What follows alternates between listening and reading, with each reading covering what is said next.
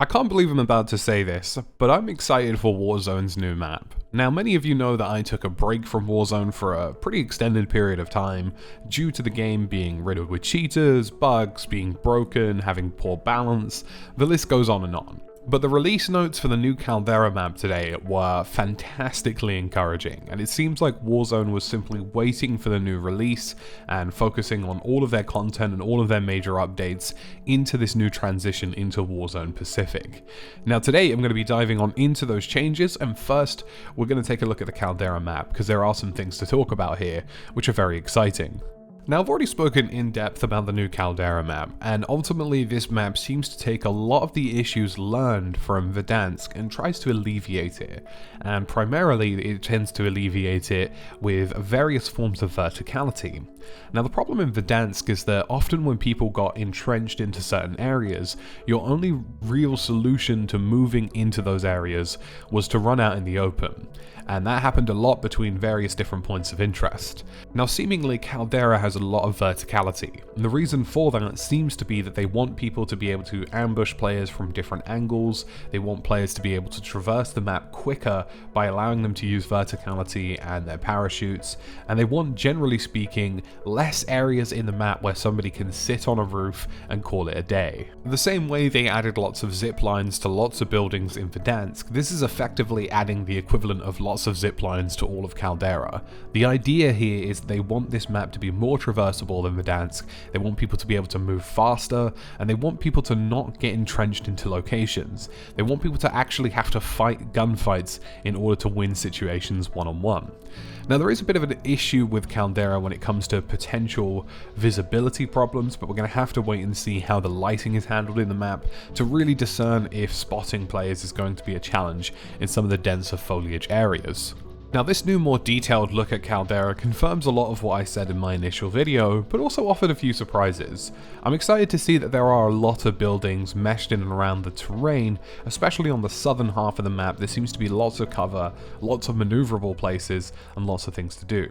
I can't say the same exactly for the F and E regions. They seem to be a little bit bare in some places, but I think, again, F is a very high mountain, and I think the idea here is that you will be able to move between places like F and E into A, B, C, G, D, H, K if you need to very quickly. Undoubtedly, the capital at the very south of the island is going to be super popular. I also think the airfield will as well. And it's a really good map. It's roughly the same size of Verdansk, if not a little bit smaller according to what statistics people have looked at so far. And that's good too, because Verdansk isn't a massive map, although I do feel sometimes Verdansk can feel a little bit empty, so slightly shrinking that size down is a really good move. And the other major thing that I spoke about in my previous video about the Caldera map is that all of the points of interest, or at least the primary places where people are going to go, tend to center around the edges of the island. Now, there is no swimming in this map, but you can use sort of shallow water wading, so to speak. So the light blue areas around the edge of the map, you might be able to get in that water slightly, but you won't exactly be able to swim. Now, this is encouraging for a major reason that I've spoken about, and it's the fact that if the zones end on the edge of maps, it's going to force people into a funnel. Now, the zone itself is a circle, which means there is a full 360-degree way to get into that circle. There are plenty of ways to get into any given circle in Verdansk, and unless that happens to finish on the very edge of the map, which it doesn't do often because it's not designed to, ultimately you tend to get these kind of slower mid-games where people aren't really interacting with each other or finding each other because there's so many ways into one place. Now, in this new Caldera setup, effectively if something ends on the edge of the map, or towards a corner of the map, you're only getting a 180-degree angle of entry, meaning that lots of players are going to be fighting each other, lots of players are going to be meeting each other earlier, and a couple of changes they've made as well in the patch notes, which we'll talk about, also allude to this idea that they're trying to make the mid-game feel more spicy, and I'm really excited that they're trying to do this, because the mid-game in Warzone is starting to die and starting to feel very stale. My only major concern with Caldera is visibility, being able to see opponents clearly, especially people who are wearing dark skins in Warzone. So we'll have to wait and see how they've handled the lighting on the map. If it's something like Rebirth Island, where it's been updated and the lighting is super vibrant, I don't think this will necessarily be a problem, but it's just something to have on the radar. Overall, from all of the images and videos we've seen, Caldera appears to be this super vibrant, varied, mixed area that has so many different things going for it and different points of interest, and I think it's going to be a raging success in Warzone. Now let's talk about the changes that they're making to the game and why they work so well. And effectively, Raven Software is taking 90% of the changes they made in Iron Trials and applying it to Call of Duty Warzone. The first one being the Gulag. Previously in the Gulag, if you came back into the game, you got a pistol. However, in Iron Trials, the feature that they tested was that the loadout that you lived with in the Gulag, if you were to win the Gulag, was the loadout that you came back with, which allowed people to get back into the game in a more effective manner. So I was a big fan of that. I'm glad to see that they've added that to the game.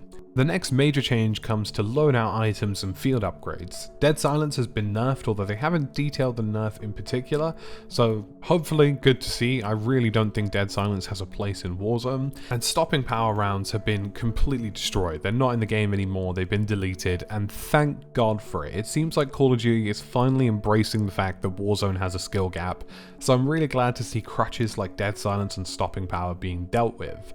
They've also changed a lot of the changes that they made in Iron Trials to tactical pieces of equipment. So stun grenades, for example, have also been massively nerfed, which I'm really glad about, because any player who plays in super hard lobbies will tell you the same. The person who stun grenades first is the person who wins the fight. I really hated the fact that stun grenades were just a crutch for bad players to get away with pretty much anything. You know, you get stunned and that's it. You've lost the gunfight. There's nothing you can do. So super glad to see those have been nerfed, and heartbeat sensors have also been nerfed as well. Dual wield weapons such as a Cali stick have also been nerfed into oblivion, so thank God for that. And finally, the most major changes that we're seeing are around the loadout drop markers, which can now only be purchased from buy stations after the first loadout drop event occurs in match, which means that they effectively have banned loadout drops until the first drop in the game. I really like this change, and a lot of people are confused by it, and a lot of pros even have been confused by this change. But fundamentally, the idea here is that no longer can one sweaty squad scoop up all the money, you know, call in a loadout drop quickly and start deleting half the people on the map. They can't do that anymore, which is really great to see. And it also means that the first sort of third of the game or first quarter of the game no longer has loadout drops in it, so you're not just being deleted by a squad who has full loadout weaponry. This is a really good change because number one, it's going to force people to move around the map, meaning that people aren't just going to land on one area, you know, loot the money they need and then sit tight until they buy a loadout drop, which is what happens in Verdansk. People are going to actively have to move around the map, they're going to have to fight people off, they're going to have to look for better weaponry to defend themselves for that temporary period.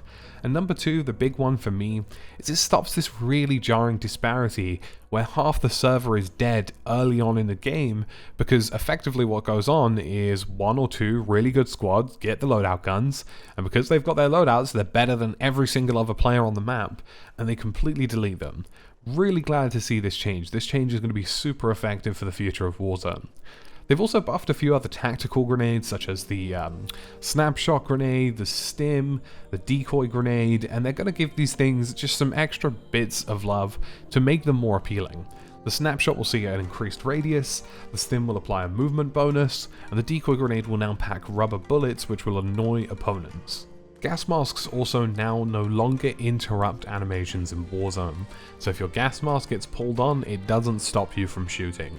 Thank God. Again, another change. I've died so many times to my stupid gas mask, I can't even tell you. It also, and now, will offer alleged protection to explosive canisters that can contain gas.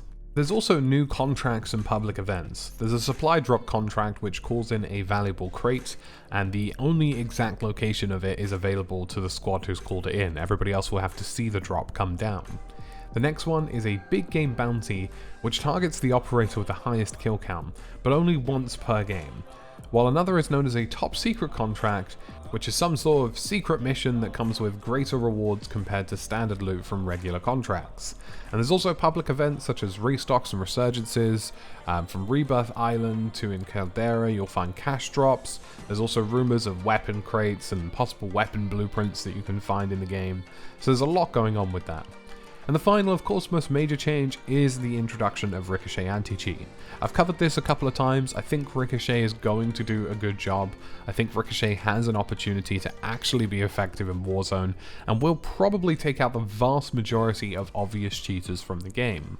Now, we're going to have to go on and wait and see how this all unfolds, but I'm really excited for this. I think they've made lots of really good changes. They've embraced the fact that they are a skillful game. They're embracing the fact that Warzone has a skill gap, and that's something that should be catered towards. And they're embracing the fact that these changes should be made.